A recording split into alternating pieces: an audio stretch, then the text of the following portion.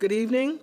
This is the Rochester Board of Education Business Meeting, July 27th. We'll call this meeting to order.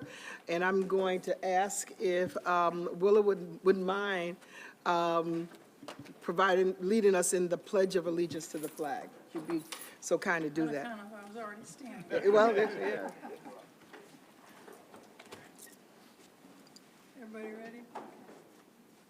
I pledge allegiance to the flag of the United States of America and to the republic for which it stands, one nation, under God, indivisible, with liberty and justice for all. Thank you, Commissioner Powell. We have a couple of special presentations, and we'll start with our special employee presentation. And so I'm going to ask my colleagues if we would come down to the front, and we will recognize Aloma Kesa, who's been with us for more than 45 years. And so.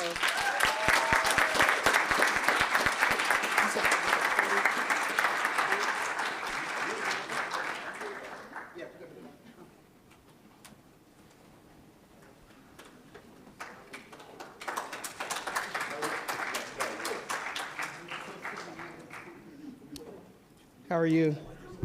Good, good. You know, let me just start off. I never really knew what you did. You know, I just knew that you were here. And I could tell that you committed to this district. And I mean, 45 years, you know, that's a, you know, a lifetime for some people. And, you know, we appreciate all of what you have done, and particularly with the work that you've done around some of our board celebrations, Black History Month, and those kinds of things. And so, you know, before I go to the script, I just wanted to acknowledge you and thank you for that work. And hopefully you'll get some rest. And, you know, but oftentimes people come back, and that's what I've seen, that people, well, you've got 45 years, so I understand it. So let me just read the script. And this is on behalf of all of my colleagues, that we congratulate you and thank you for all you've done. It is with sincere gratitude that we present the Retirement Award to Aloma Kesa for more than 45 years of commitment and dedication serving the Rochester City School District. Aloma started her career with the Rochester City School District in January of 1979. Her first role in the district was a psychological tester in the Office of Pupil Personnel Services and the position of Basic Education Data Systems, New York State data provider. Over the years, Aloma's responsibility grew when her title changed to data specialist under the Offices of Accountability, Research, Testing, and Open Enrollment. Aloma was named NYSET Delegated Administrator for the district and point person for the Urban League of Rochester Black Scholars starting in 1990. Aloma has also held various positions with Bente Union, including Central Office Unit Chairperson, Central Office Steward, Chief Steward, Employee Assistance Representative, Chairperson of the Negotiation Team, Vice President and Bente President from July 2000 through June 30th, 2004. I didn't know that. Aloma also wanted to make sure African American history was celebrated and recognized by displaying Black history memorabilia in Central Office in the early 1980s, which would be the start of what we now celebrate as the annual Black History Observant in February. Aloma's outstanding service, compassion, leadership, and allegiance serving the Rochester City School District is to be commended. We thank you, and we wish you the very best on your retirement. Congratulations.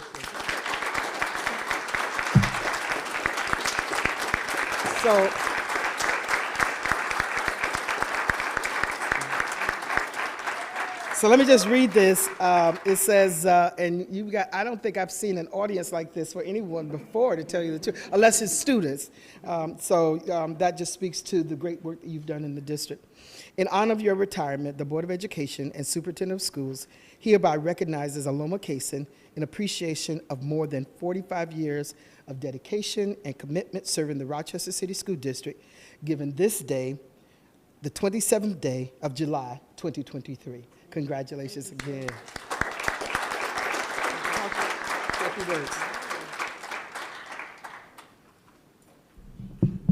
I'd like to thank you very much for this. I did not expect this at all, but I've had a tremendous career in the district. I have started out, graduated from the University of Rochester, and I came here in probably 78, 79. And I worked for Dr. Gellerenter, and he was the head psychologist, and he hired a whole lot of us to go around and do student testing. Eventually, I moved forward. I met Josh Lofton. He asked me if I wanted to come work in his office. A lot of people say, you actually knew Josh Lofton? Yes, I did. I knew Josh Lofton. We went to church together. And so that is how it evolved. And the district has been good to me, and I think I have served well as an employee.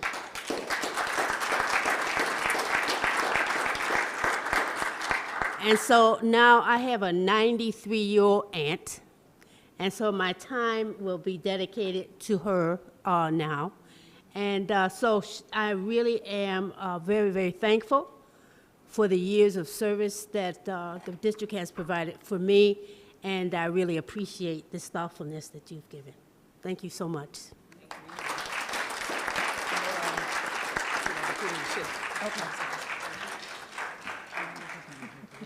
Congratulations. Actually, the only thing I want to acknowledge is that there is another organization that was here earlier today who also want to acknowledge you, but they came too early, so I told them we start at 6:30 and they had time. So when they come back, I just ask that we just take a pause so that we can allow that organization. They just want to acknowledge and thank you for all of your hard work and dedication. They had so many positive things to say. But congratulations on your retirement. I hope you get to also live up as all the things you can't do because you were working 45 years here. That's it. Thank you. And I just got to say, when I was just a parent in this district, you really embraced me, and I came in and got involved with the Black History Month events and stuff, and I just always appreciated you for that. So good. Go ahead, since we're doing all this. Ms. Kaysen, I truly respect you, and even in my work as a youth advocate years and years ago, you were a household name behind the scenes, making things happen. And I remember, we got to talk to Aloma Kaysen. We have to speak to Aloma Kaysen. So I know that, and I will tell my father you said hello as well. And I heard some elevator talk, and it was all good about you. And it was expressing the fact that the district is losing some historical knowledge right now. And we acknowledge that, we know that, and we honor you. We just want to thank you.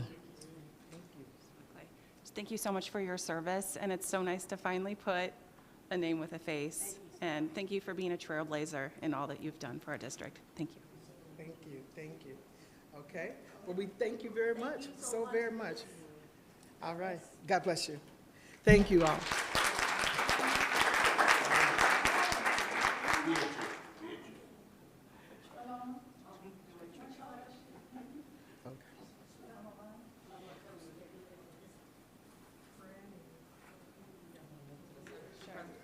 Just put your bid ticket.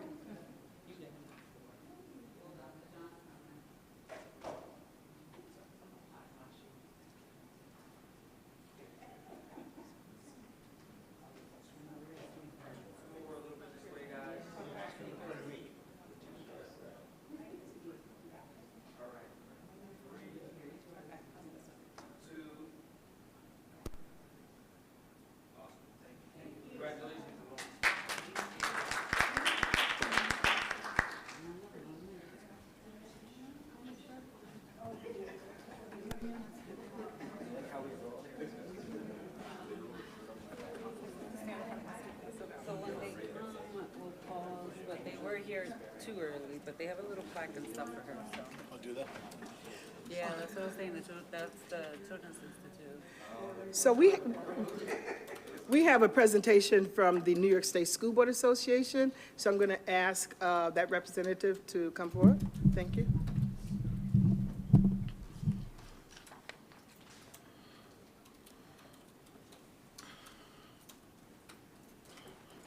Thank you so much for letting me be here tonight on behalf of the New York State School Boards Association.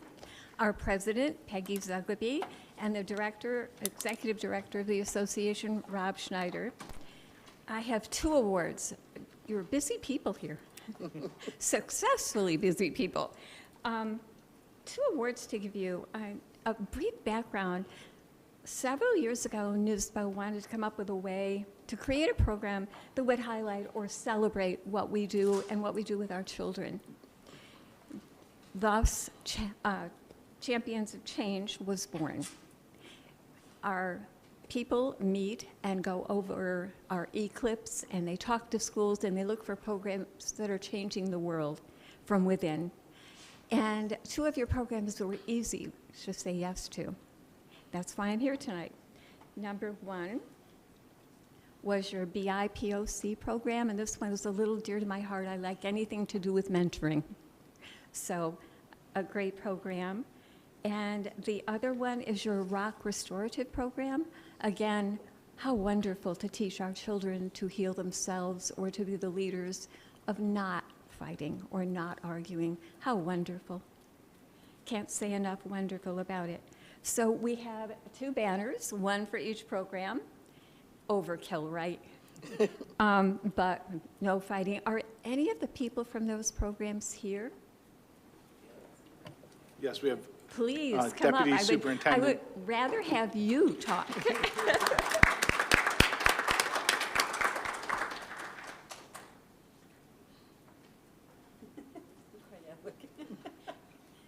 look scared.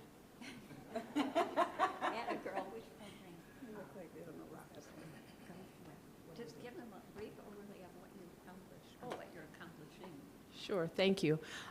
She asked me to give a very quick statement on the work that we're doing with our Rock Restorative Program initiative, which has been in the district roughly since 2015 with great board support. So we are training our whole school district how to live in community in a way that is peaceful, inviting, and inclusive of all. We're training our students, helping to empower them, right, to become partners with their schools to improve their school climate and culture, and to really learn ways to resolve conflict and build positive school communities. So good evening. This program seeks to take and grow and develop teachers of color, future teachers of color, by partnering with Monroe Community College and partnering students from the college with teachers from the district to ensure that they're prepared, that they are encouraged and supported in their pursuit to grow and become teachers in the district. We are in a war for talent. MCC reached out to us and suggested that they could partner with us to help us to grow tomorrow's teachers today, and we immediately got on it. It's critical that we partner with as many institutes of higher education as we can to grow our teachers and to support them, and we are ever thankful for MCC's partnership and support to help us grow our teachers. Thank you. Impressive. So in my rush to get to stuff I didn't tell you, my name is Ann Morgan. I'm privileged to serve as a member of the Wayne Finger Lakes BOCES Board. Before tonight, I'm part of the awards committee that got to say yes to these programs. I'm your ambassador. Thank you. Thank you for all the wonderful work you're doing. Thank you very much. And I'd just also like to point out, the Vice President just shared with me that she was a part of helping to develop the program at MCC. Yeah, the partnership there. So I just wanted to also recognize her. And of course, you know, she recognizes the value that we need in bringing more teachers of color into our district. So thank you very much for Vice President LeBron and for bringing those posters to the district and recognizing us. So we thank you all very, very much. Thank you again. Yes, we would love a photo. This definitely will be.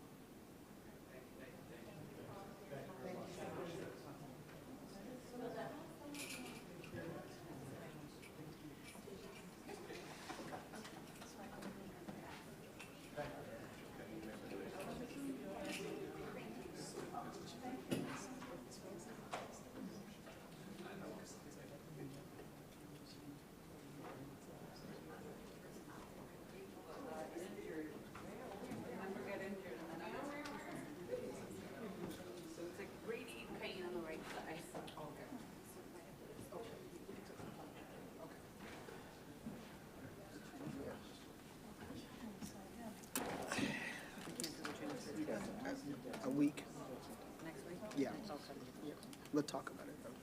Okay.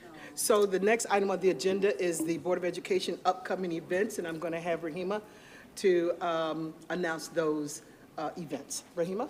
Thank you, President Elliott. Good evening, board and community. The month of August 2023 is shaping up to be a busy one for the board. We are going to start the month with a policy committee meeting on August 1st. And I'm sorry, let me go back for a moment just to make sure everyone is aware.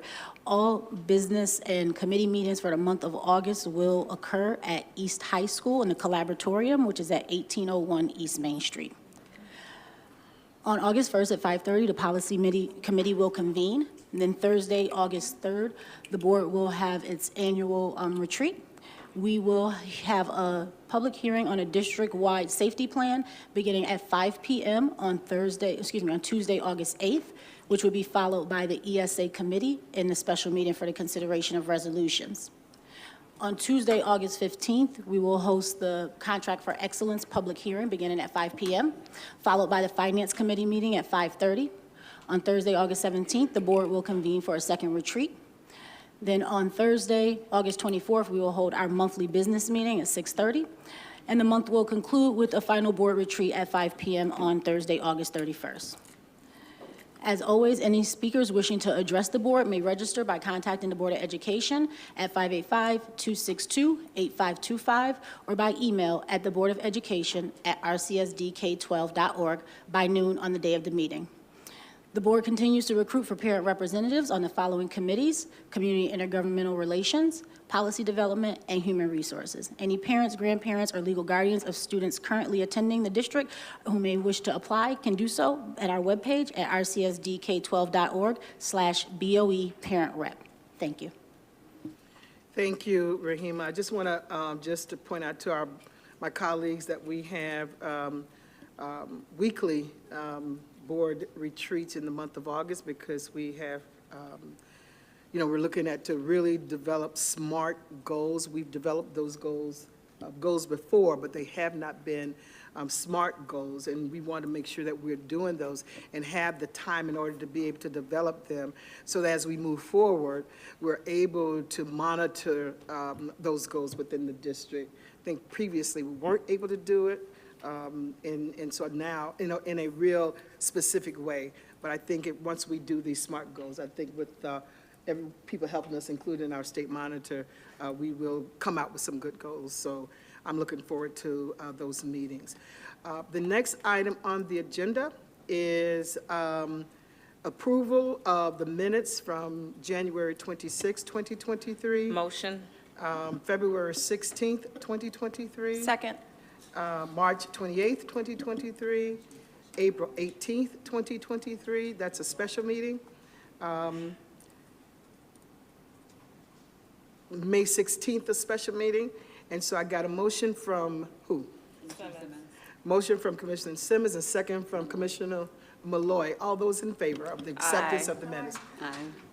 All right, any questions or comments regarding those minutes? I probably should have said that before, but, all right, thank you. And the next item on the agenda is our speakers.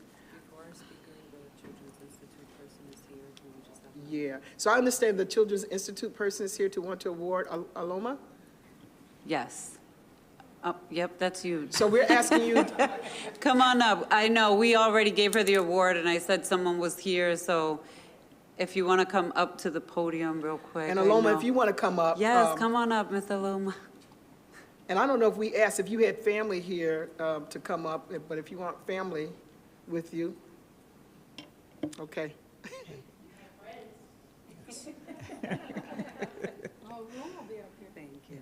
Yeah. Well, on behalf of Children's Institute, we wanted to thank Aloma for her amazing, long, dedicated service to children in the city of Rochester through adept, timely, important, and always protected and confidential information that has helped us really make improvements that have lasted not just for those children, but into many generations, understanding the impact that preschool education has on children's development and on their own future children as well. So we want to thank Aloma sincerely For all of her amazing partnership. We can't do the work that we do in producing those reports without the deep partnership of the Rochester City School District and the day-to-day commitment, diligence, passion, talent, and drive of its wonderful staff, such as Aloma. It's been a great honor to work with her these many decades, and words just cannot express our true gratitude for all that she's done. Thank you so much. And we did present her with a card and a token gift. And we did it before the board meeting, not to steal your thunder. So, so thank you.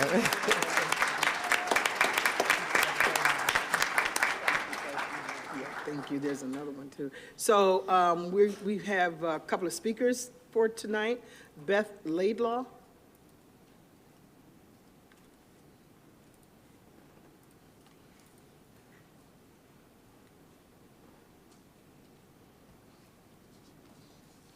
Ms. Laidlaw, you will have 3 minutes once you begin. 3 minutes. Yes, ma'am. Good evening, President Elliott, Vice President LeBron, and commissioners.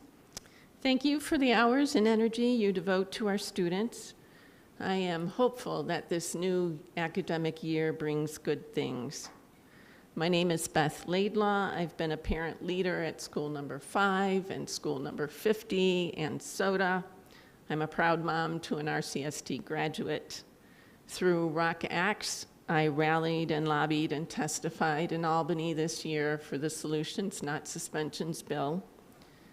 10 years ago, I was, and some of you were on the board at that time, 10 years ago, I was a part of a group of school tutors from area churches who advocated for the district to place full-time social workers in each school building, and I thank you for that. 10 years ago, this board agreed that our students' trauma was a barrier to learning. Since that time, year after year, the district has removed some of these important connectors to social emotional supports and the McKinney-Vento services from our buildings. Our tutors in school buildings today still continue to share experiences of children whose hurt overwhelms their learning. By many measures, our schools are broken and change is needed. But the kind of change really, really matters. It is easy for us to blame students' struggle to learn on the district's revolving door of superintendents. The real harm, though, is in the dysfunction at the deputy superintendent and school chief level. In the past few months alone, we've seen deputy superintendents return to the district to demote or fire without cause, without justification, without notice, many experienced staffers. Some of these demoted staffers are administrators of color. Some are responsible for the social workers we fought so hard to bring to the district. The very people who link hurting students with school supports to overcome trauma and re-engage their brain. Reorganization helps when it's done with clear objectives.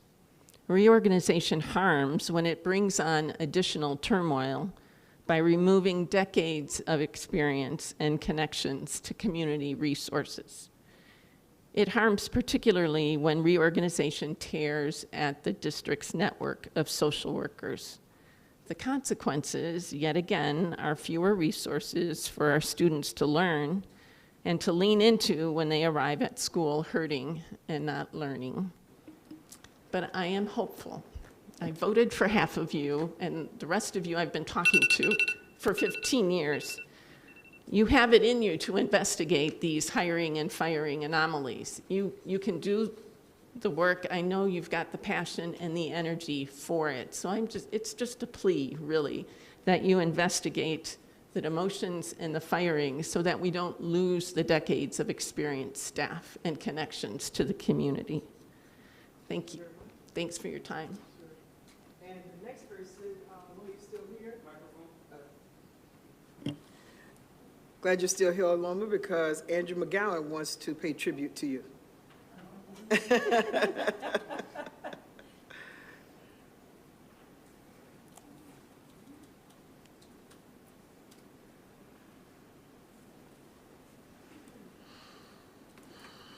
Thank you, Mr. Madam Gowan. President, Madam Vice President, Our and pleasure. Commissioners, and Dr. Carmine Peluso. At Louis Armstrong's funeral in 1971, Dizzy Gillespie gave a eulogy, and he famously said, "Know him, know me." And that's me. Know Aloma, know me. I would never have had the career I have had, and I've had a successful career, and a lot of folks I can thank for. But I started in 1988 as a graduate intern, and Aloma was there. I was 14 at the time. You were how and- old? 14.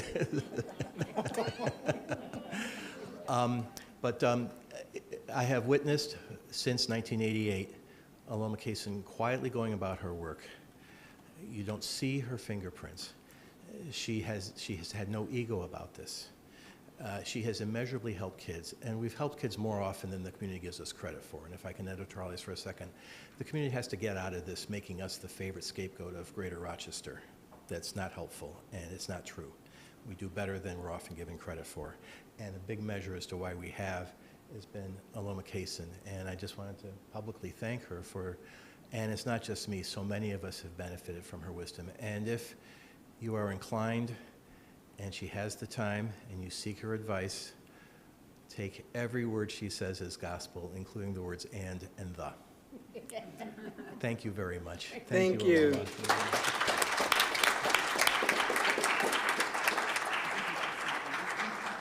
I wonder if Aloma has been the longest serving employee in the district. I don't know. No? There was a man by the name of Bella Sable. And Bella Sable, I worked with him too, but he was at Howard. And he was here over 53 years. Oh, wow. He was from Transylvania.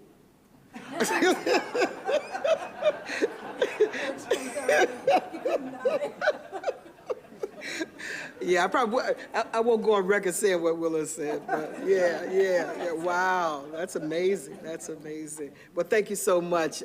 It just shows, how important you've been to this district and how important you've been to your colleagues around. So thank you so very much. So the next item on the agenda is the advisory council reports, and there's no student advisory council report. And there is a parent leadership advisory council report, so I'm going to ask Janice Kapoor to come and present. And I have to disclose, I didn't realize that Janice, I guess I didn't make the connection. We both are colleagues at Community Place of Greater Rochester. So. It's okay. Hi, everyone. Good afternoon, good evening. Man, kindergarten baby, right? Yeah, excited. My name is Janice Kapoor. I am one of the Plaque members for RCSD. Our board report for July states, parents are your partners.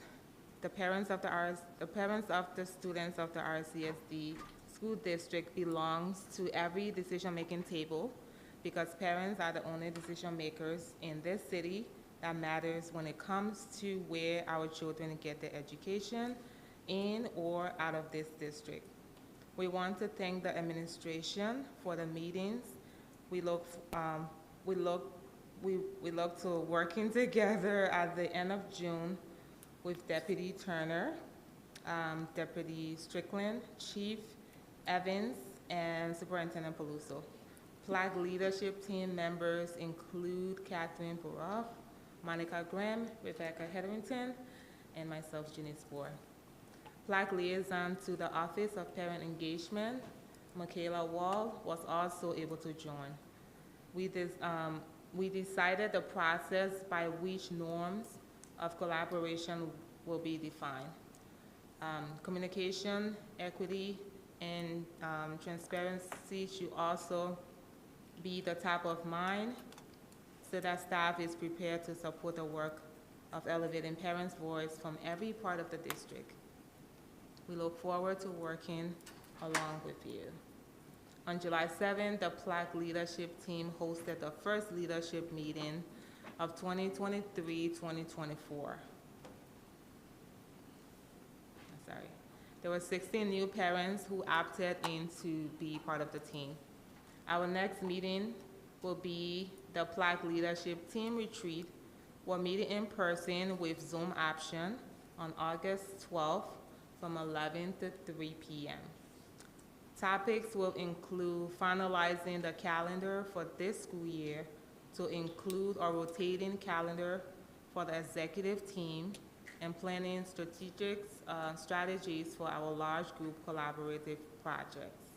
We will share the details of all of these conclusions in our next Plaque report.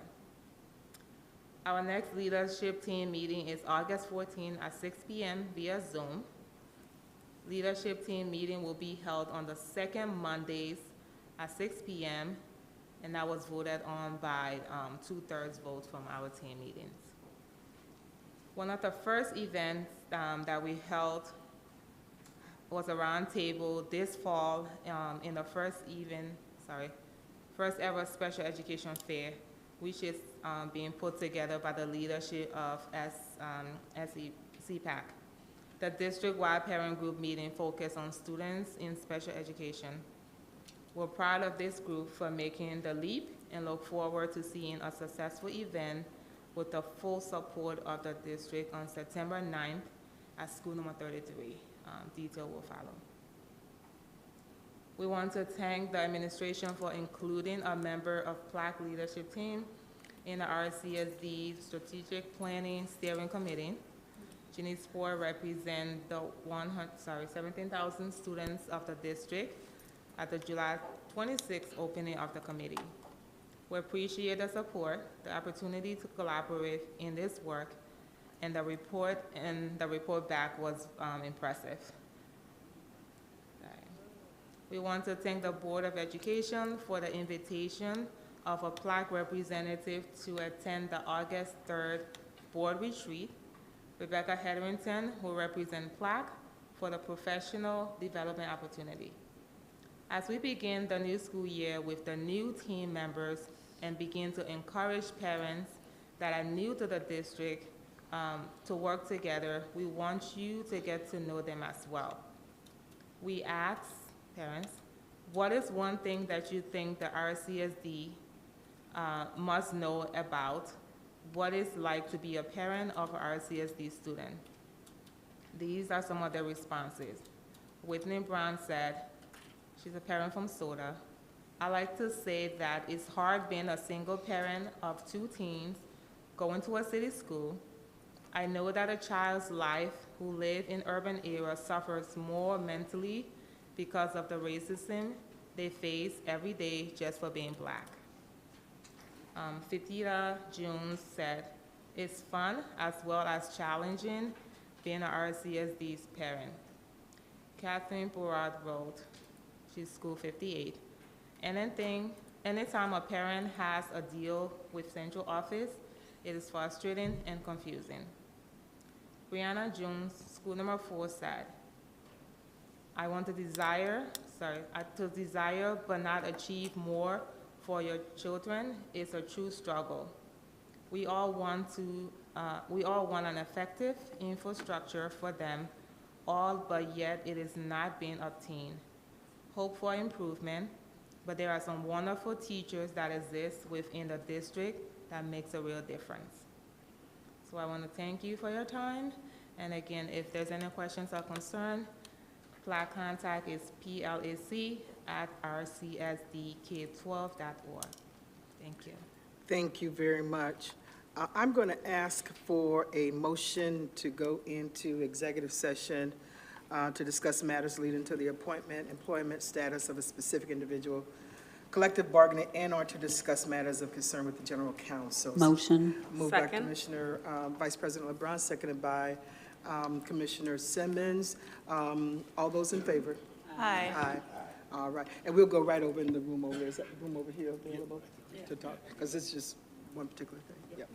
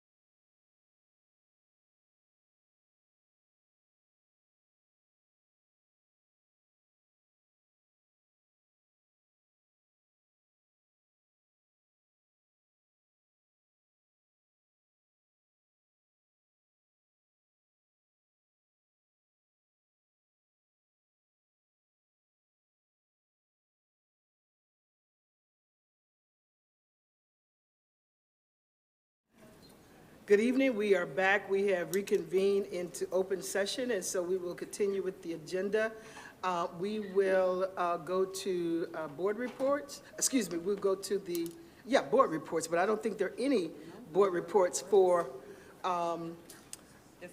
this month. However, I do want to shout out, and the superintendent probably has it in his report, but I do want to shout out School 9's Boys Academy. They are on the Brockport campus, and it was such a great experience to see those young boys on the Brockport campus. This is something that, and I'll have the honor of saying Dr. Green now, because Dr. Green just defended his dissertation, and so just a shout out to Dr. Green for doing it. And if I can, he has given me what his dissertation work was in, and if I can just pull it up right quick.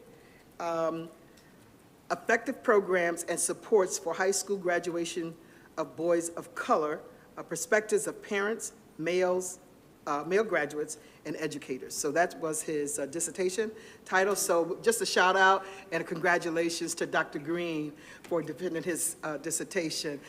Job well done, Dr. Green.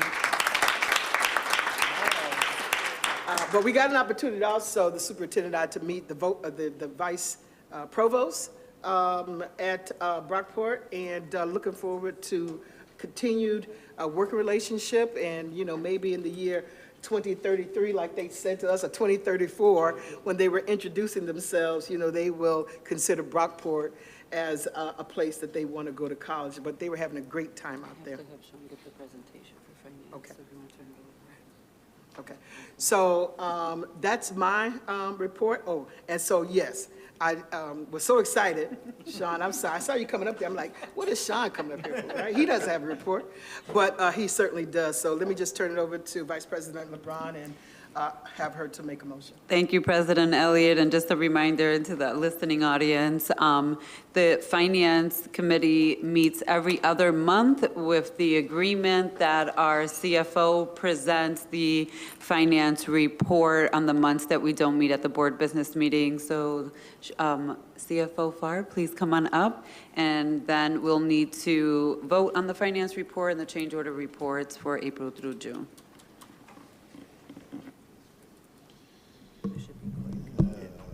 Let's see here. Let me try to, there we go. Got it, Tom. Thank you. Good evening. And this is a different kind of report, time of year. So our fiscal year runs July 1st through June 30th. So when we report out to you a report for June 30th, what you have here is basically kind of preliminary data, right? So we go through what's a year-end closing process. So there's a lot of cleanup, a lot of entries, some, ins and outs and stuff like that. But this gives you a general feel of where we end. Now, ultimately, you'll see this totally refined when we get the audit report, but that actually doesn't come to the board till much later. So, but this will give you an idea of kind of where we were at June 30th. And starting with the cash, we had $252 million of cash, which is an incredible amount of cash for this district. And that's $122 million more than the previous year.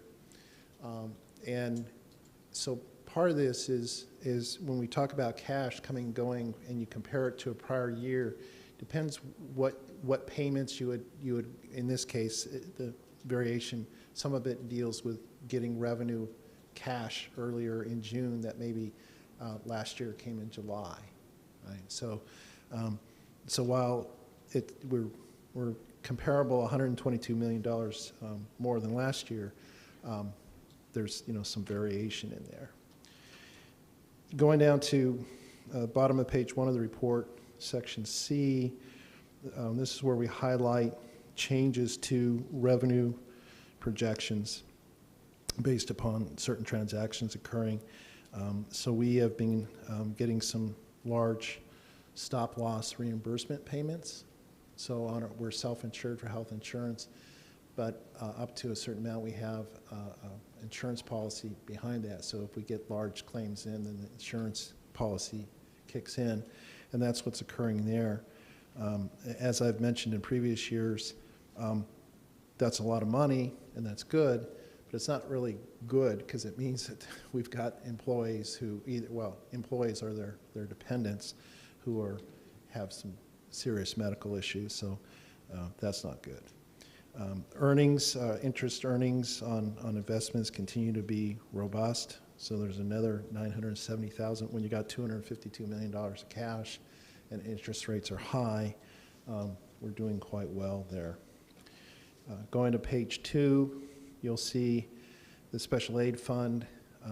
This is another unique thing about that would occur in June, is we get to the end of the fiscal year and there are grants that what is called rollover, but there's money that that would expire, money that hasn't been spent, but then we can move it over into a subsequent period of time. But it gets recorded as revenue. So you can see that we have resources in these various grants.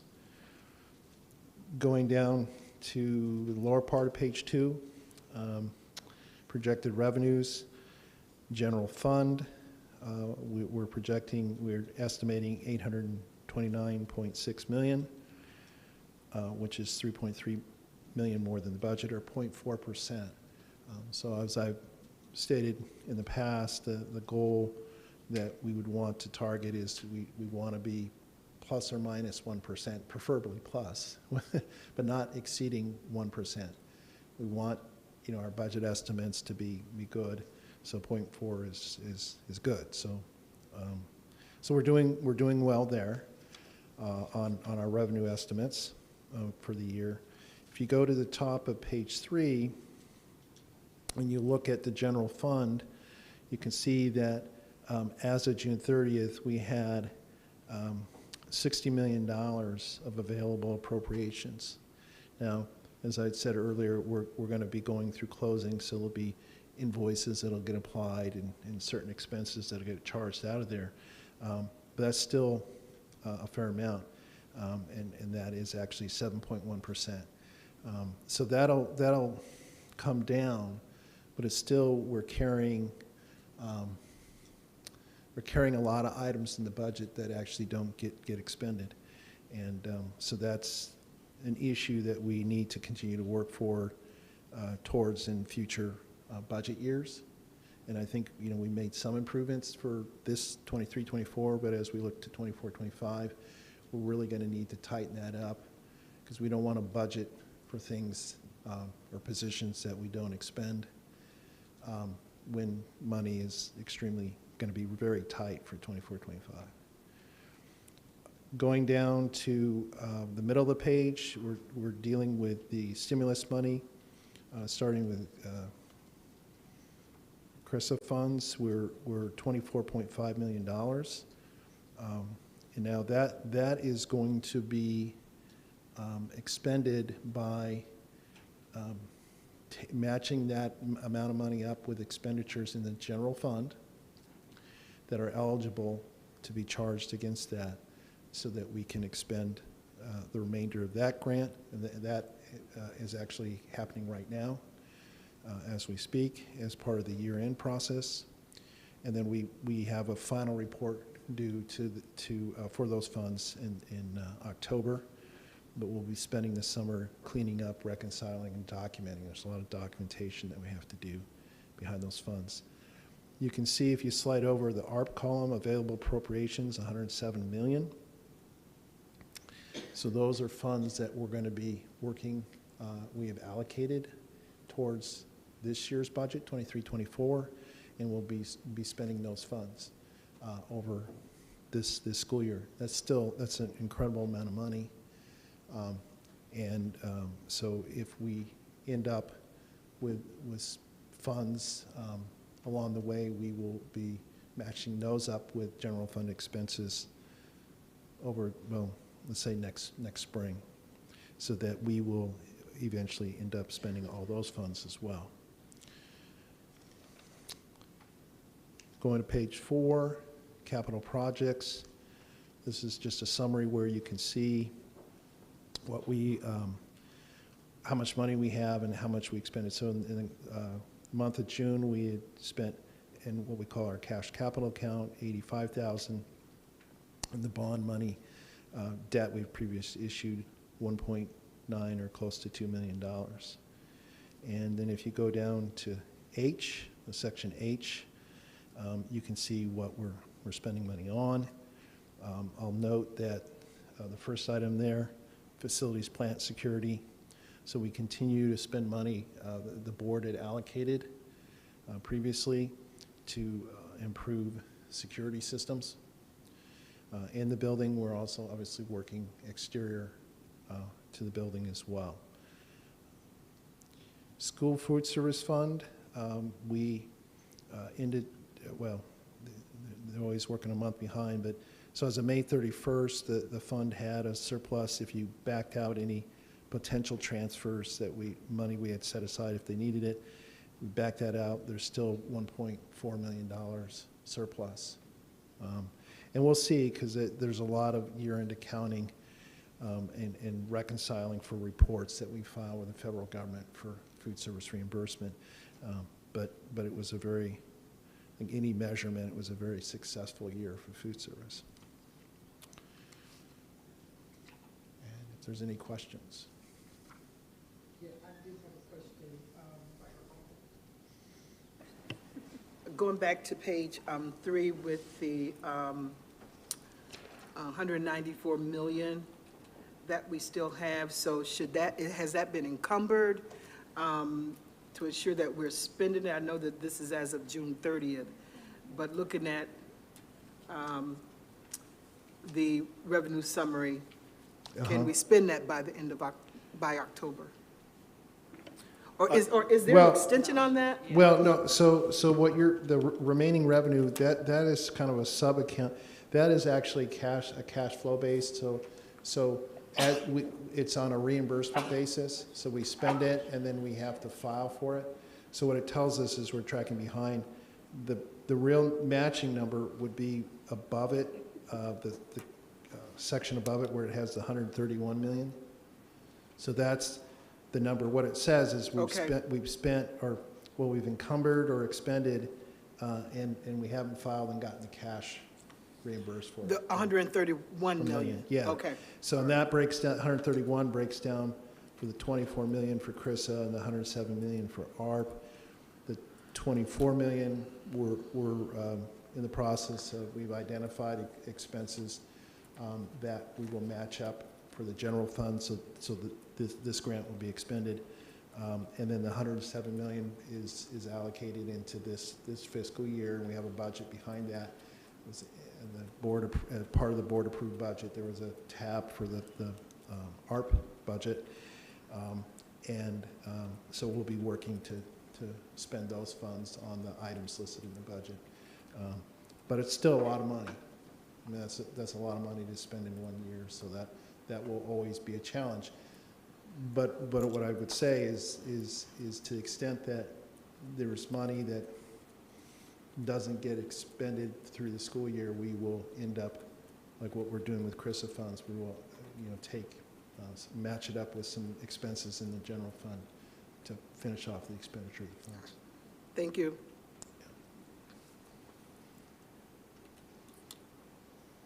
I think that's it, right? No further questions. Thank you, Sean. I just have to ask for a motion to accept the unaudited July 2023 financial report and the change order reports from April through June 2023. Motion. Motioned by Commissioner Simmons, seconded by Commissioner Powell. All those, any questions? Hearing none. All those in favor? Aye. Thank you again, Sean. Thank you, Sean. Thank you, Vice President. Now we will move to the superintendent's report, and we'll start with Superintendent Peluso's presentation.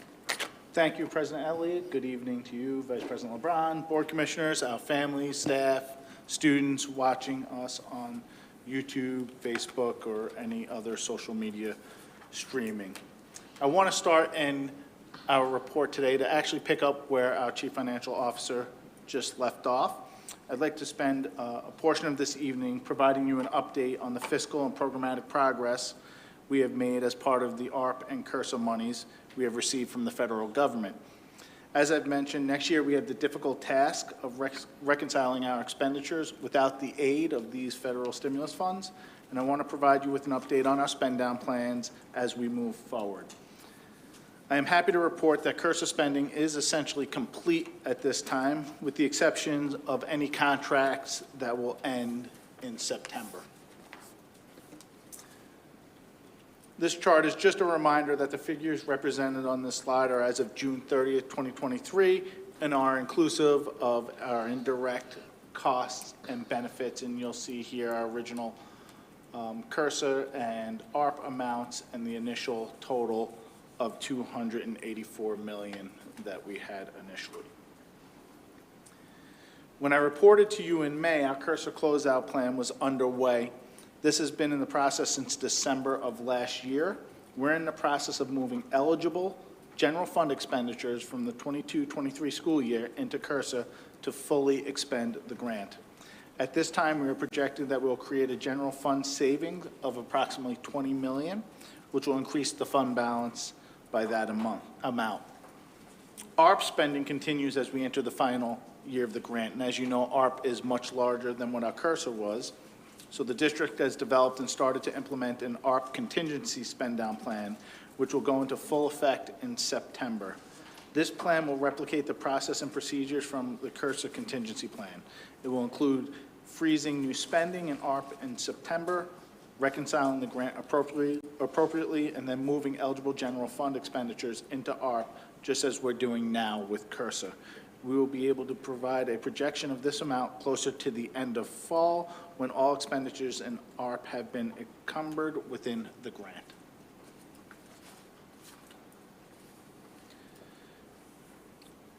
In addition, talking about our relief fund, there are various resources available for the public, describing both the fiscal and programmatic activities within the relief fund.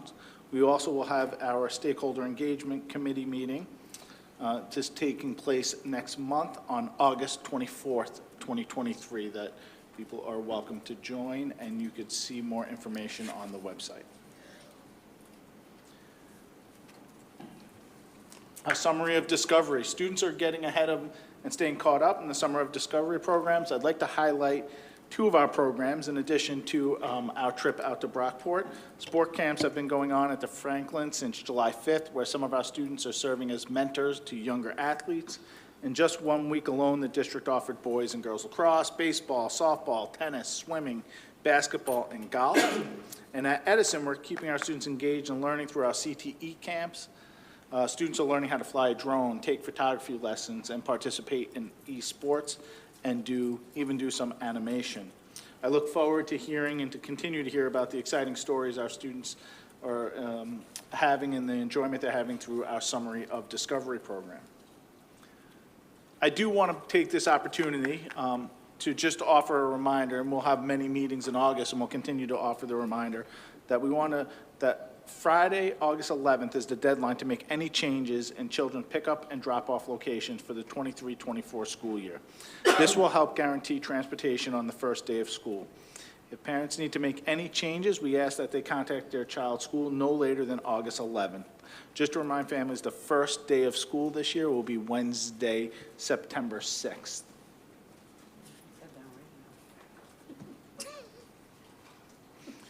Along with transportation, we're continuing our hiring, and our summer hiring events continue in our district through the month of August. If people are looking to work, we want them to know that RCSD could be a place for them. We continue to look for talented individuals who have a passion for working with children. We offer competitive compensation, encourage people to apply today. All you need to do is bring a resume that highlights your qualifications and experience. On this slide, you see the remainder of our hiring events for the month of August, and we'll be at the Mercantile on Main, continuing with what we began last year, the Public Market, and Rock the Block. I'd like to take this opportunity to thank NYSSBA, the New York State School Boards Association, for recognizing two of our exceptional programs with an esteemed Champion of Change Award. We're grateful for the honor with the highlights of our BIPOC, Black, Indigenous, and People of Color teacher mentorship and rock restorative programs. Our BIPOC teacher mentorship program forges meaningful connections by pairing early career teachers of color with students in the MCC's educational program, fostering a year-long relationship that embodies mentorship and growth. We're delighted that our rock restorative programs have not gone unnoticed.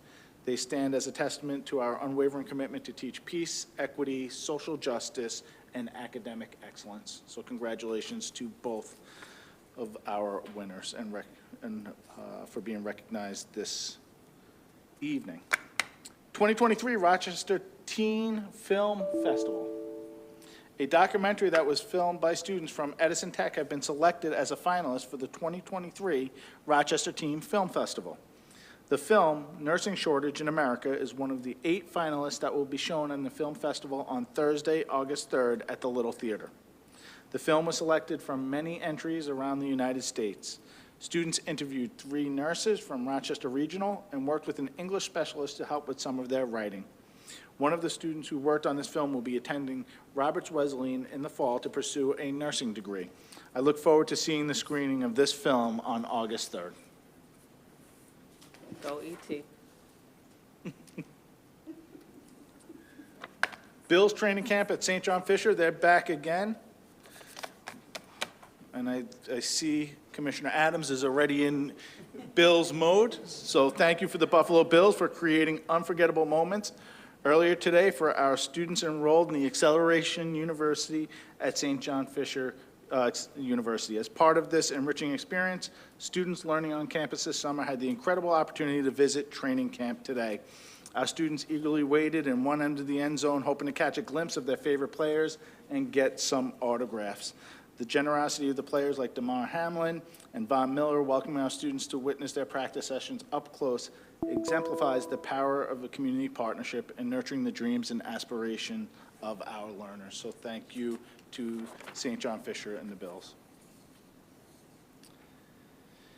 National honor for our communication team. Oh, look at this.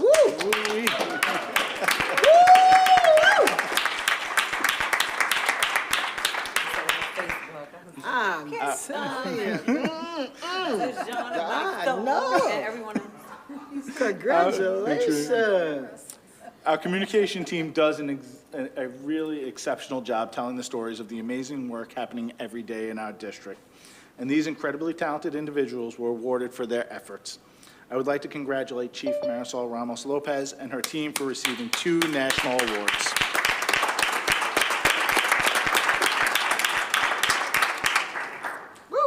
The National School Public Relations Association presented its prestigious Golden Achievement Award and its Publication and Digital Media Excellence Award to the RCSD for its work on the School of Choice campaign. The team was recognized for its digital magazine, which featured our high schools and was translated into Spanish, Arabic, Nepali, and Somali. Additionally, the team was honored for its billboard, transit signage, specialized written pieces, social media posts, and television commercials. Designed in-house, each item had consistent branding with appealing graphics and photography. This national recognition is a remarkable achievement. Congratulations once again. And that concludes my superintendent report. Thank you, Dr. Peluso. Any questions for Dr. Peluso? So what I would just, one of the things, Dr. Peluso, I would just ask about is the transportation reminder. Is there, are we going to be pretty aggressive about that? Because we know that we get those people who, you know, sometimes wait at the last minute, or, you know, they're new to the district, or whatever the case may be. You know, so we're going to do a very similar thing of what we've done last year to kind of address this. We will get robocalls out. We'll get communications going out. We'll have all of those in play the same way that we did last year. But this is very important, and I say this to our families as well, as just for us to maximize our ability to route and be prepared for students on the first day. One change trickles several changes, and it just prohibits us to do our job well with routing. So the earlier we can get this done, it'll be for a more seamless start to the school year. We started back in June informing families to do that, so hopefully they're going to call in. Yeah, all right, thank you. That's true. I Thank did you. get my letter. I was like, why so early? Which I appreciate, but yeah. Yeah. And just, I would just like to also point out, you know, with this kind of work that Dr. Peluso and the staff are doing, it will put us in a competitive position, and we'll see our students coming back from charter schools and all these other places. And so I'm excited about the direction in which we're going. Thank you, Dr. Peluso. So the next report is from from Marlene Blocker, but I don't see her here. So is there? Oh. I thought I was going to be pointing to her back there to come up and do a report. Superintendent Blocker, please, and forgive me, please, your report. Thank you. Thank you, President Elliott, Vice President LeBron, commissioners, and then all others watching. He's going to pull up some pictures that I will share about. We've had many programs at East this summer. We have hosted the Summer Learning Academy with scholars from East, Monroe, Soda, School 58, and Franklin. In the next picture, you'll see our lower school scholars showing off their growth mindset posters with great pride. We have Chef Marwan that has been working with the Hillside Work Scholarship scholars. And here you see him teaching them how to flatten the chicken breasts and get it ready to turn into chicken parmesan and a tasty meal. We have the Champions Academy that is supporting our youth in their overall development. And we are also hosting the Monroe County Summer League basketball for both boys and girls. Scholars are always in motion at East. We would like to extend our congratulations to 2024 varsity football team captain Irvin Wiggins on receiving his second Division I scholarship offer from SUNY Albany. His first one was from Georgia State. We'd also like to give a big shout out to the class of 2024 wide receiver and free safety Anthony Diaz on his commitment to the United States Military Academy at West Point. I do want to say on a side note and make a meaningful point that each of these young men have lost family members, a father and a brother respectively to violence, one of them in the past few weeks. And the role that extracurricular activities play is instrumental in enabling our scholars to funnel both their passion and their pain and feel supported by a village.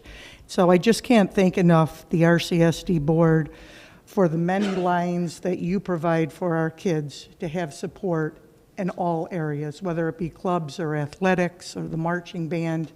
All of those things matter because when there's crises that happen, the kids feel like there's people rallying behind them. So thank you.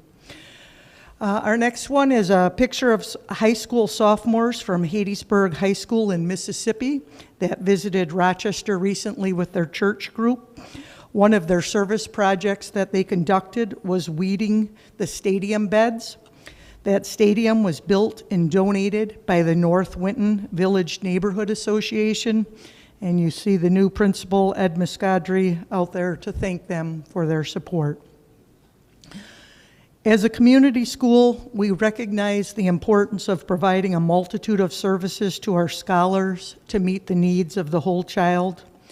With tremendous support from Rochester, the Urban Clothing Closet is just getting up and started, and it's one more way that we are trying to meet the needs of the scholars at East. In addition to our health clinic, our dental clinic, our vision care eyeglass program, our barber shop, and our food pantry.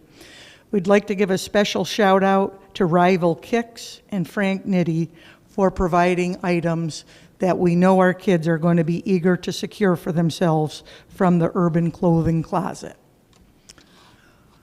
At East, we have had a ton of professional development going on this summer to support the growth and lead improvements for both teachers and administrators. During our Vertical Alignment Institute, teachers dove deeply into prioritized long-term transfer goals and standards to enhance their understanding and reflect on alignment within our existing curriculum. They also explored the concepts of complexity, authenticity, and appropriate scaffolds for performance-based assessments. They ended their institute by applying their new learning, doing the revision of curricular units in order to move us closer toward our goal of guaranteed and viable curriculum for all. At our teacher leader retreat, our instructional coaches came together for team building, enhancing their leadership toolkit, and determining content-specific instructional improvement priorities by engaging in data review and continuous improvement planning for the upcoming year.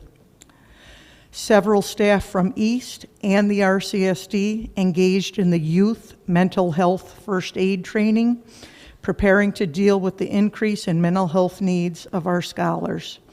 The course introduced common mental health challenges for youth, reviewed typical adolescent development, and equipped participants with a 5-step action plan to help young people in both crises and non-crises situations. And lastly, it will conclude tomorrow, we've had our Leadership Institute for all administrators at East.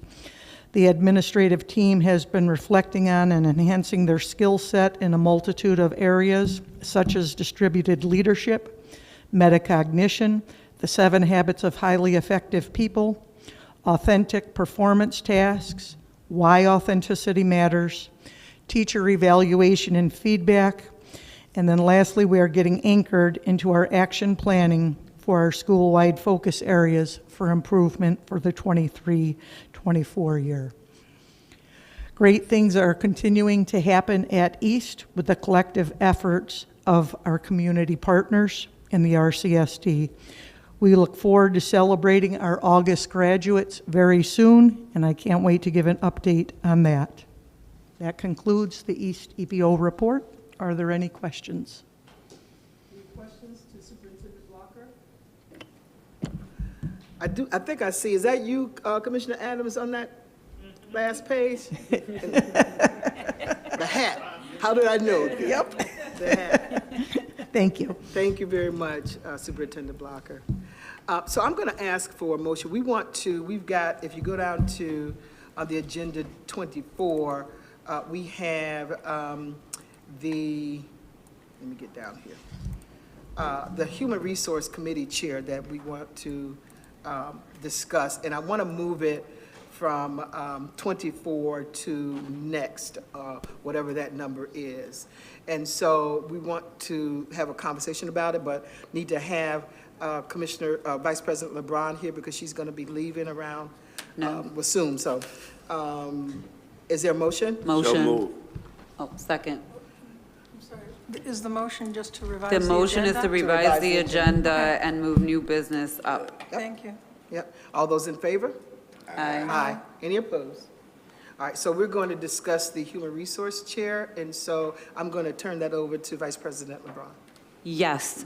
So I just, I'm going to be stepping down as the chair, and so I think I have to do it through motion for you guys, so I'll accept me stepping down. So, and let me just say this. I just want to thank Dr. Miller and the entire HR team. You guys have been phenomenal to work with and work on new initiatives, and I truly appreciate the rapid hiring process, especially through the Mercantile and the partnership there that you guys have continued to do this year as well.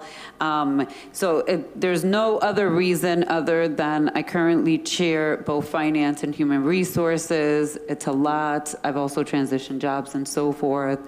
And so I have been having conversations with Commissioner Malloy, and she has been, in the beginning, I asked around co-chairing. There is no co-chairing, but she unofficially helped co-chair with me the HR committee. So she is fully prepared and knowledgeable about that committee, the ins, outs, and the agendas, and can move forward and lead it that way. So I think I'm asking for a motion for you all to, I'm looking for lawyer guidance.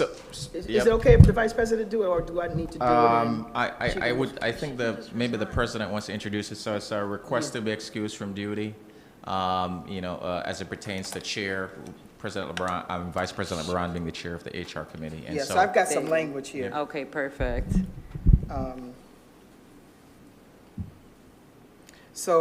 Motion for Vice President LeBron to be excused from duty as chair of the Human Resource Committee.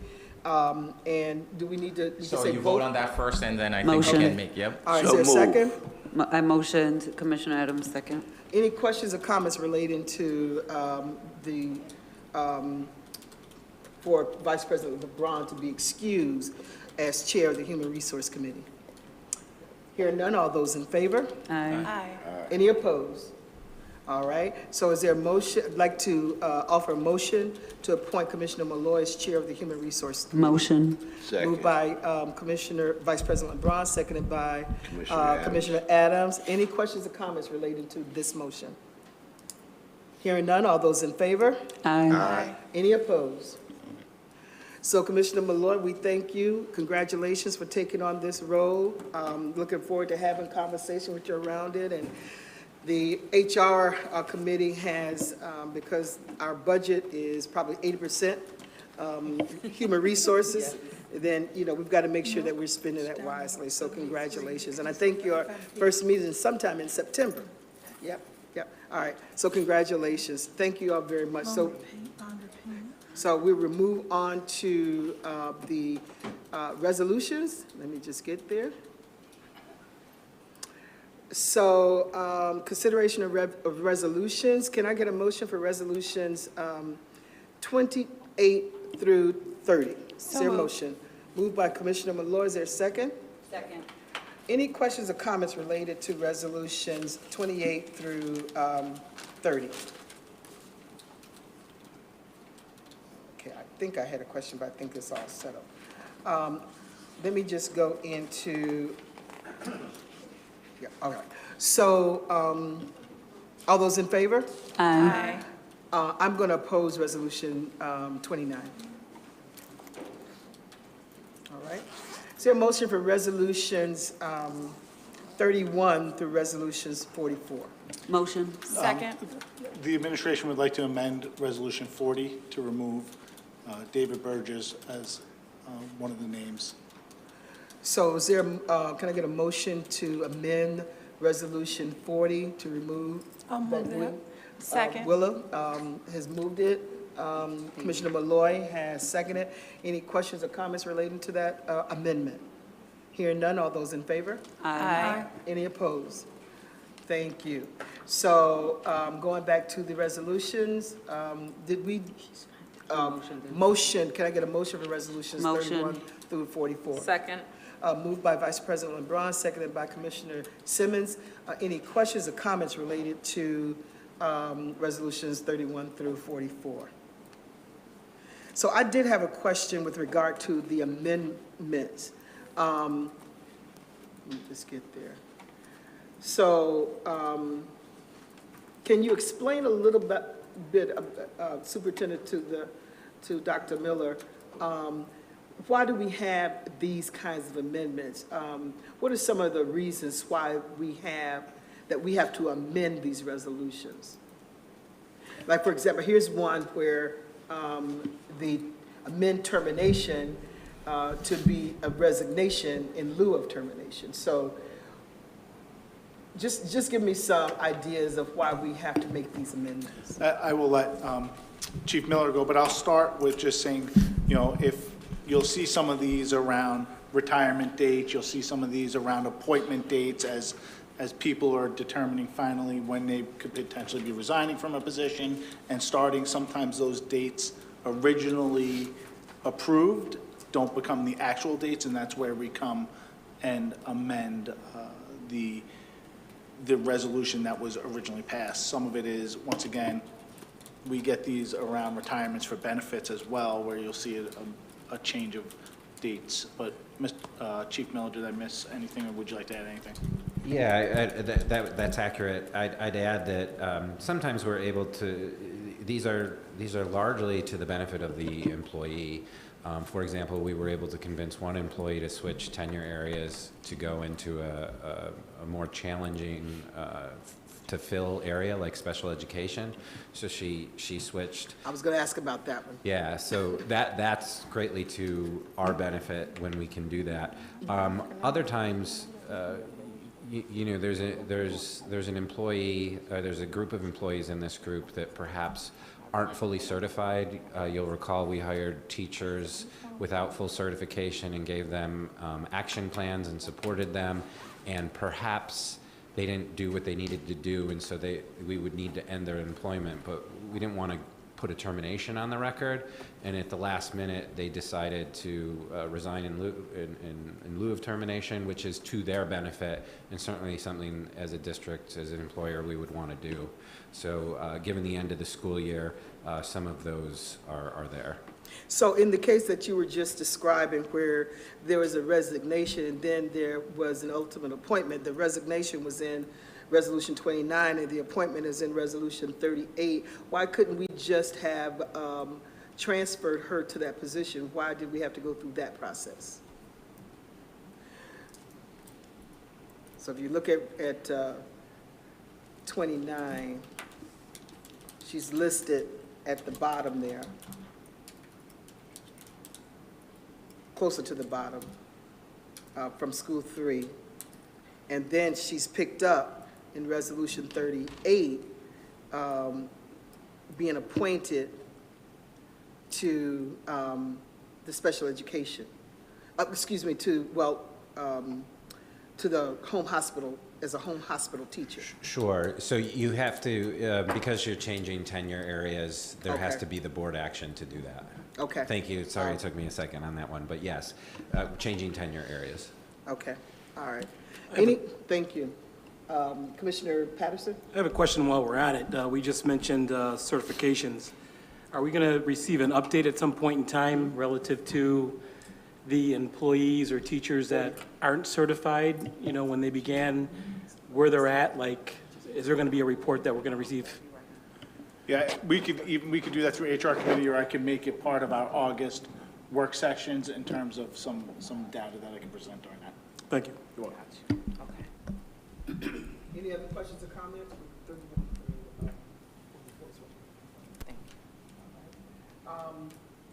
All those in favor of resolutions 31 through resolutions 44? Aye. Aye. Any opposed?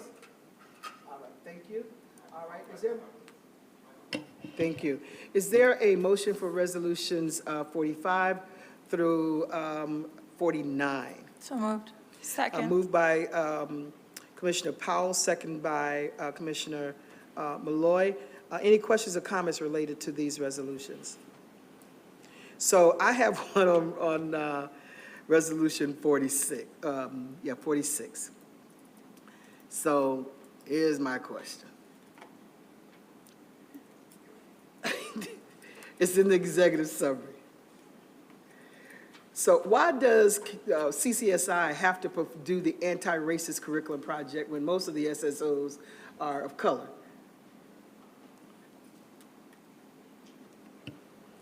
I think we could save us some money there. Okay, I'm sorry. They're actually not doing that piece. They're going to do the de-escalation and mental health information for the school safety officers. All right, thank you. And then Resolution 47.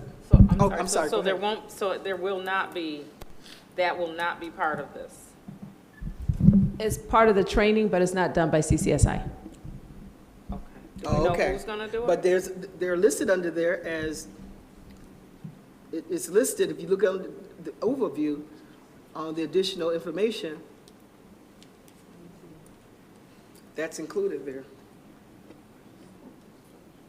I'm, says de-escalation yeah, I don't see that and reduce. part, but I can get back, I can look into that and get back at what you're looking at. Yeah, that's the Okay. backup, that's the backup information.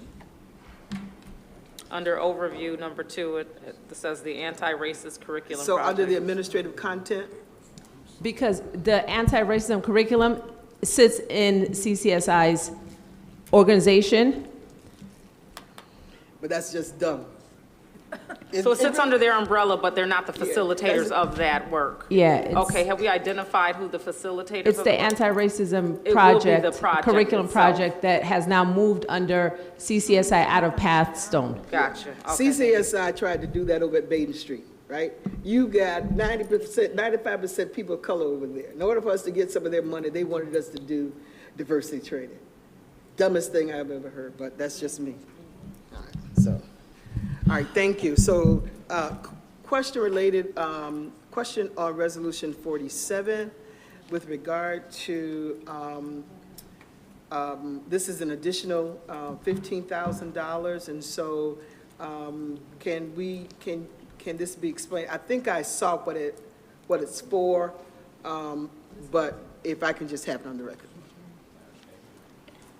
So this is, and I will, this was an extension or a modification amendment to the SWBR contract, right, for a total, I believe it's about, is it 15,000 to amend it for work for capital improvement? And if there's anything additional to that that you need, I could ask Chief Financial Officer Farr to come up.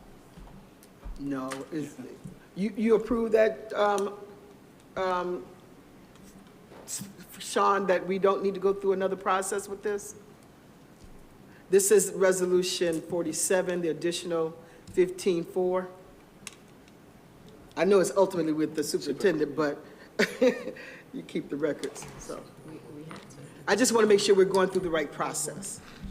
Okay, all right, thank you. And then Resolution 48, would that construction be completed prior to school starting? That's where the car ran into the building there, or some vehicle? Is that going to be completed? Somebody tell me Yep. something. So that's Chief Scott. I will say that, yes, the plan is that the work is going to be completed before the start of the school year, right? I can't guarantee anything once we start doing work into buildings and what ends up happening, but the plan is that this work is to be completed prior to the start of the school year. All right, okay. Oh, and look at that pretty face. I I'm know. sorry. Oh, my God. Look at that pretty face on screen. Yeah, how you doing, Mike? President Elliott, good evening. Good evening. The project at School 19 will not affect the opening of school, but with the abatement and some of the issues around construction, we may not be completely finished with that area, but the building will be totally functional for the first day. All right, thank you very much. You're Any very other? welcome. Nice to see everybody. All right, thank you. Any other questions or comments related to resolutions 45 through 49? Hearing none, all those in favor? Aye. Any opposed? Next set of resolutions is special education. Can I get a motion for resolutions 50 through 53? So moved. Moved by Commissioner Malloy, is there a second? Second. Seconded by Commissioner Adams. Any questions or comments related to resolutions 50 through 53? Hearing none, all those in favor? Aye. Any opposed? Thank you. Is there a motion for resolutions 54 through resolutions 73? So moved. Moved by Commissioner Malloy, seconded by Commissioner Adams. Any questions or comments related to resolutions 54 through 73? I have a question with regard to resolution 56. There are a number of vacant positions, bilingual positions, that I think it has a to be determined statement here. So can somebody talk about this, please? So this resolution will be for the August 28th through the August 31st PD that the school is holding. We're actively recruiting for those positions in hopes that we could fill them and they could attend that PD once hired. If we didn't put their names on a resolution or didn't leave a vacant position there and hired staff, we would have to come back at another time to get funding approved for them to attend the PD. So if we don't fill those positions, what happens to? Those funds won't be used. Okay, Yep. all right, okay. All right. All those in favor? Aye. Any opposed? Can I get a motion for Resolution 74 through Resolution 101? Motion. Moved by Commissioner Simmons, seconded by Commissioner Adams. Any questions or comments related to Resolutions 74 through Resolution 101? Hearing none, all those in favor? Aye. Any opposed? Is there a motion, can I get a motion for Resolutions 130 through 135? Second. Who moved it? Commissioner Patterson? Moved by Commissioner Patterson, second by Commissioner Simmons. Any questions or comments related to Resolutions 130 through 135? Hearing none, all those in favor? Aye. And let me just President say, Elliott. I get an opportunity to, President Elliott, excuse Yes. me, we skipped some resolutions. We skipped 102 to 129. oh, okay. Did we get a motion for that, or no? No, you No skipped that motion? section. All right, but let me just, we can, might as well complete what we've got, what we've done right now. Huh? You just voted on 130 to 135, so we just need to go back and do. Okay, all right. 102 to 129. Right, so we've already Actually- voted on 130 to 135. Actually, I had a question. I was mixed up. I'm sorry. Okay, I was mixed up. I had a question on 131 and 134. I was going to vote in favor of them anyway. But for 131, if someone could just explain how many events are covered. I know it was $100,000 for police officers for our special events or athletic events. It just seemed very low to me because I think that we have a lot of athletic events throughout the year. Is that the total cost that we pay for this additional security at our athletic events? This is just for intermunicipal. Or is it, yeah, sorry, go ahead. No, I'm going, Chief Schmidt? I'm sorry, you popped on screen. Did you want to add something about this? Just good to me, it's, that'll cover the, primarily the football games and the home basketball games and any other JV games. We're using last year's schedule to guide the funding for this year. And that's all we pay, is about $100,000 for this extra? For the game level security, yeah, that's what the number we're paying for. Okay, well, I won't complain about it. Inexpensive, I mean, yeah, I just, okay, good. And then 134, I read in the resolution that it said that coach stipends are not released until the end of the season. And my question is, does this mean that while our coaches are working throughout a given season, that they're not being paid for that work? So you might have a 2.5, 3-month long season. Are they not getting paid for that work? Well, they are getting paid once the stipends are released at the end of the year. At the end of the season, that's when stipends are paid. It's not paid for through a bi-weekly salary deduction. It's paid at the end of the year, at the end of the season. I'm just very curious about that because I know, like where I work, my stipends that I get for being an advisor for something, they operate a little differently. We're paid throughout the year for those events. So I'm wondering if it's a burden for our employees to have to wait for that stipend. That they're investing a lot of time, especially basketball coaches. I mean, I'm looking at the hours that these people spend and invest, and then to have to wait until the end of the season. you're now chair of the HR committee. Well, there we go. Yeah. Take it up on your own time. Yeah, so let me just make sure that we did vote on those resolutions, correct? Or have we voted on those resolutions, meaning the 130 through the 135? Since I skipped the other ones, I just want to make sure that we, if we voted on that, and there was a motion, because I think it was Commissioner Patterson that moved it and Commissioner Simmons that seconded. So we can vote on these now and then that'll be done. Can I do it that way? Or do I have to go back to the other ones? What's best for you? You just tell me. We'll do it the way that we need to do it. I have it that you voted on it. Okay. And then you begin to transition into something else, and that's when I disrupted you and let you know that you skipped a section. Okay, all right, so I can go back and we can vote on those. So is there a motion for resolutions? We're talking about 102 Correct. through 129, correct? All right, is there a motion? So moved. Moved by Commissioner Malloy, is there a second? Second. Second by Commissioner Simmons. Any questions or comments related to resolutions 102 through 129? And the question I would have is similar to what Commissioner Malloy just brought up, because as we look at the public content on some of the, particularly the additional pay resolutions, they have the statement contained in them, such payment is contingent upon the successful completion of assigned task and the delivery of work products, so forth and so on. So those employees, they don't get paid until the end of the period?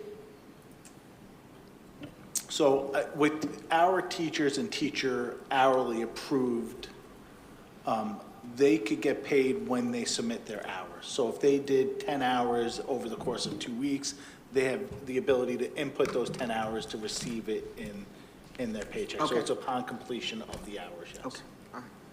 Any other questions or comments related to resolutions 102 through 129? Hearing none, all those in favor? Aye. Any opposed? All right, thank you. So we did the other ones, and so we'll go down to the resolution 136. Is there a motion? So moved. Moved by Commissioner Powell. Is there a second? Second. Seconded by Commissioner Simmons. Any questions or comments related to resolution 134? No, 136. All right. 136. Excuse me, 136. Thank you. Hearing none, all those in favor? Aye. Any opposed? Thank you. And so we'll go down to resolutions, amendments to multiple policies. That's resolution 137, 138, and 139. Is there a motion? So moved. Moved by Commissioner Malloy, seconded by Commissioner I think it's Simmons. all in one resolution. Yeah, 137, 138, 139. No, it's all in one resolution? No. That's how it's presented on the agenda. The amendment for multiple policies. Multiple policies, 137. Another one, number B is 138, and C is 139. It's- Do I have the wrong version of the agenda? I don't know. I see it all as one. Yeah. I need, I was, Yeah. So we got to move it, we've got a motion and a second, right? Yes. Yep. I'm sorry, can you repeat who motioned in second? I missed that. I motioned. Thank you. Oh, I did have that. Did you second it? I think you seconded it. I think I motioned you seconded. Or vice versa. We want to do it over just in case to make sure. Are you okay now, Commissioner Powell? Commissioner Powell, you may want to hit refresh on your monitor if they're not showing for you.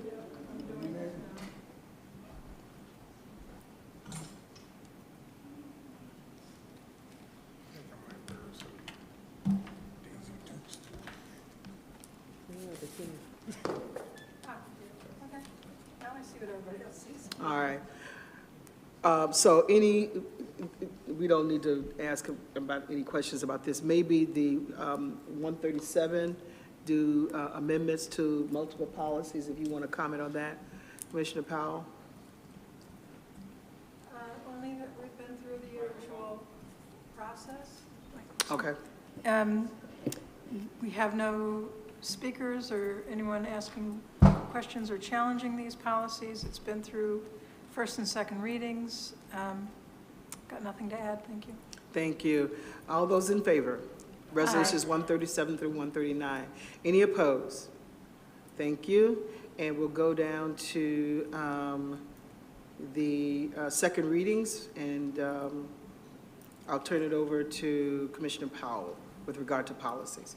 Okay, we'll take care of this fairly expeditiously. We don't have any first readings this month because we didn't have a policy committee this month. The first And you'll see that the numbers are all over the map because we're in the very final stages of completing the manual. So we've got strays from all different sections of the manual. The first one is policy 1200, community involvement. Are there any questions on that? Hearing none, the next one is policy 4095, high school to higher education institutions policy. Any questions or observations about that one?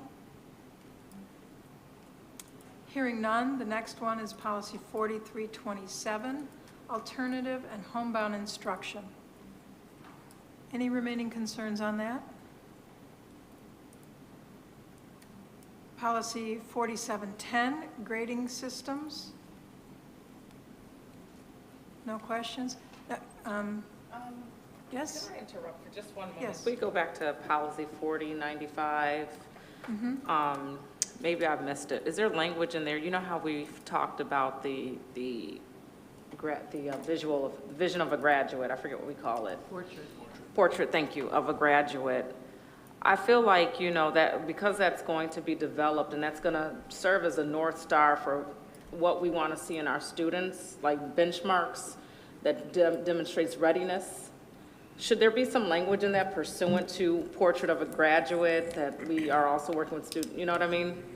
Because if they're going into higher education institutions and secondary opportunities, we need to make sure that they are aligned with that portrait of a graduate that we have yet to complete. But is that, or will that be a separate policy? I would refer you to Dr. Strickland. Okay, thank you.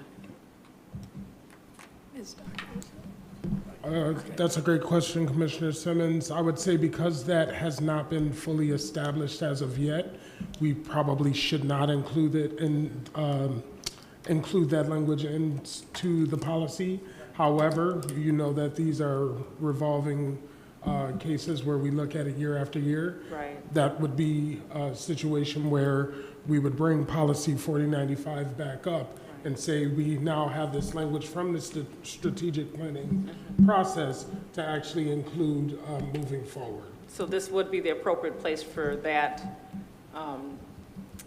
space to lie with this living, breathing document. I mean, there's going to be bits and pieces and iterations that are going to be able to be put in certain spaces. So we would actually just have to review the whole policy completely and then determine if information from the strategic planning process would actually be included in 4095. Thank you. Okay. We left off at 4710. Are there any concerns about that one? Hearing none. 4750, promotion and retention of students. This one was a long time coming. Yeah, I'm happy to see this one. The next policy is 4772, graduation ceremonies. This is a new policy. Not that we haven't always been doing graduations, we just haven't always had a policy about it. Commissioner Powell, I'll just share this with regard to this.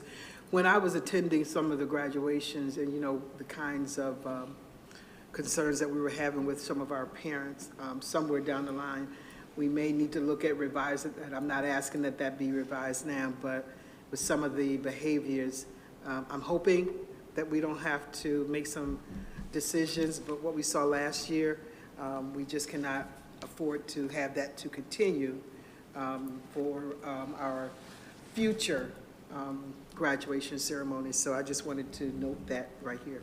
Thank you. The next policy is also a new one. This is 4850, use of animals in science instruction. Any questions? Nope. And the last one is 8400, transportation of students and others. Any questions? Having finished that, I would remind our watching public, the second readings was an opportunity for the public to weigh in on these policies. You have one last opportunity next month when it is on the business agenda next month for a vote. And that concludes the second readings. Thank you, Commissioner Powell, because we elevated the Human Resource Committee chair conversation up in the agenda. The only thing that we have left is to convene, so I'm going to ask for a motion to convene to go into executive session. Motion. To discuss matters leading to the appointment, employment status of specific individuals, collective bargaining, and to discuss matters of concern with the general counsel. Moved by Commissioner Simmons, and, yep. Okay. And seconded by? Second? Commissioner Malloy. Does that language have to be changed based on?